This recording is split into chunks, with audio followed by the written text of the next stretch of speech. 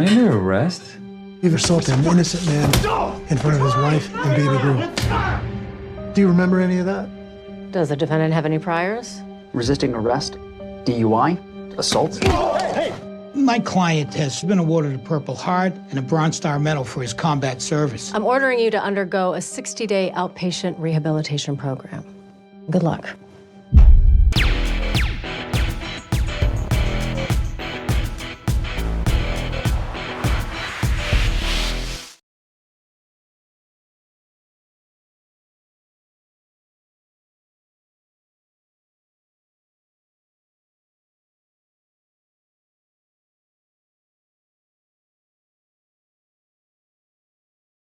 When I first read it, first of all, I was really taken by the writing. It was really good. But I really needed to know that the stories in this script were truthful.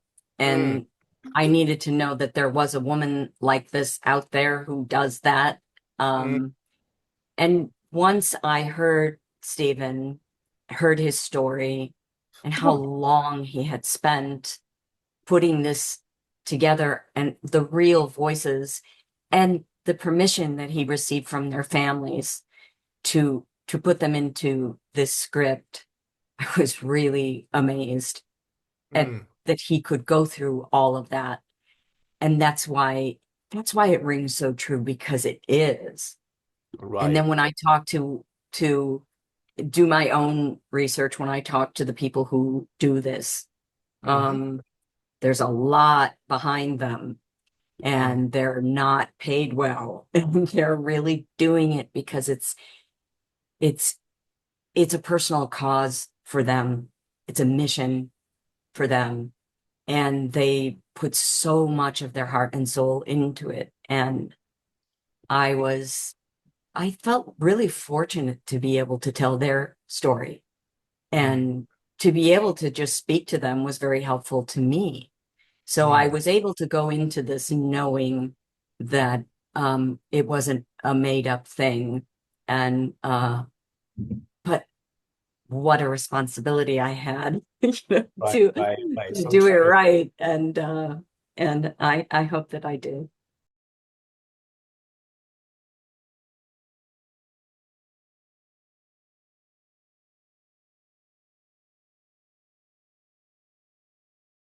Well, I had my own personal experience, and I had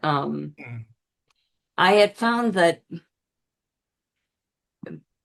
it's very hard for people to talk about grief, many different kinds of grief. And more often than not, people experiencing grief will do it alone, will do it in silence. And I learned about the importance of recovering from that and reaching out, talking, even if I just wrote it in a journal, which I really hated doing at first. But putting it into words allowed me to put my own recovery into action. And making this movie was a part of that. And I'm not trying to say that my work is therapy, because it's really not. It's work. But it really meeting people after I made the film who were not afraid to talk about it. It just, the whole thing was so, it was a cathartic experience, because it was this full, rich thing that went on for a couple of years out of my life. I just felt so supported when I met the people who were Gold Star families, the women who did what I do this is after I made the film, and to meet veterans. It really, I felt, I don't know, I just felt like it was a real gift to be there. I felt blessed to be with them. And now that the film is going to be out there, I really feel that it will help people. And it will also be for people who know nothing about this. It's important for them to know that this is not a war movie. There's no war shown in this film. It's the war when he comes back home. and those who help him with post-traumatic growth. Like, you'll walk out feeling really good after this movie.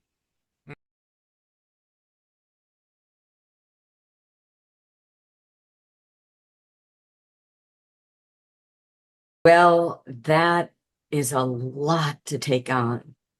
And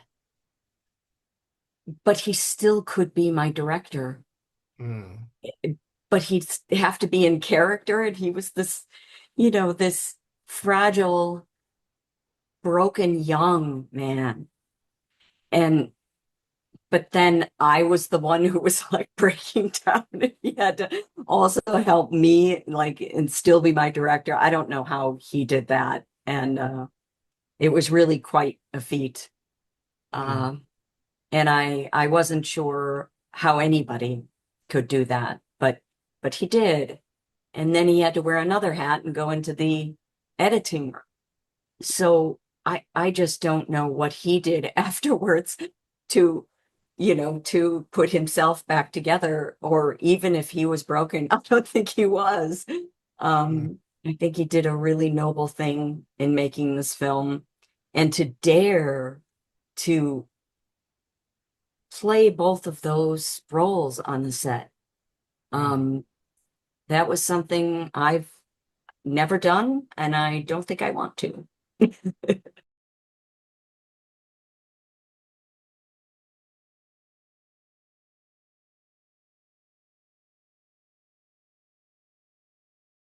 Yes, this was a question before I made the film. What can I do to help? A lot of people have that feeling.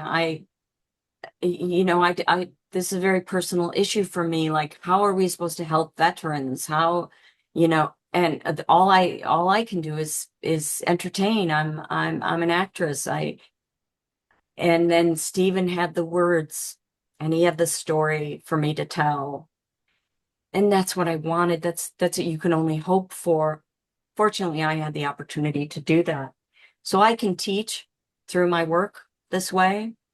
I learned about giving to local organizations. And even just when you meet somebody on the street that has been of service or is in the service, it's all right to ask them, how's it going? And thank you for your service. Those are not empty words if you mean them.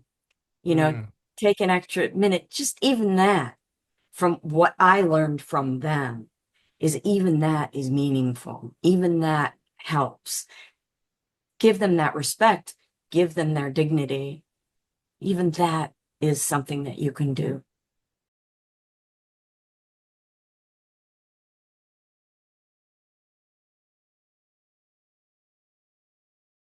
Important for Stephen to shoot this where, he felt the story took place.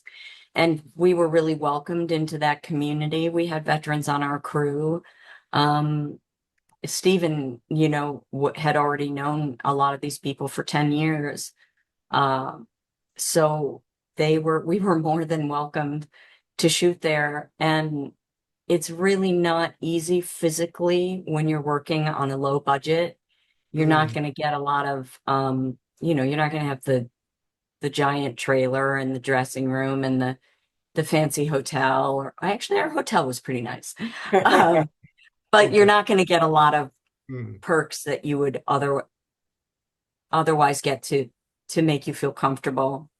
But we all did it. We all banded together because we felt we had a higher purpose in making this film. This is not a movie that anybody did to make money.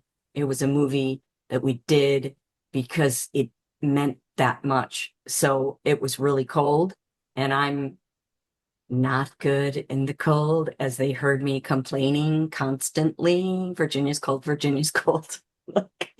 It was the least I could do, was to endure it, to tell this story. So I'm glad they took care of me anyway, despite my complaining.